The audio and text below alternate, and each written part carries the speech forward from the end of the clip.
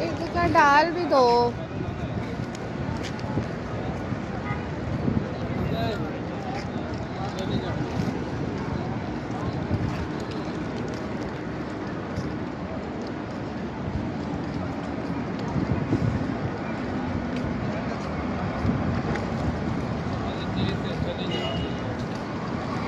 तो डाल ही नहीं रही, मुठियाँ डालवाओ 3-4। आप में से का कम डालना, वो तो खेल रही है अब।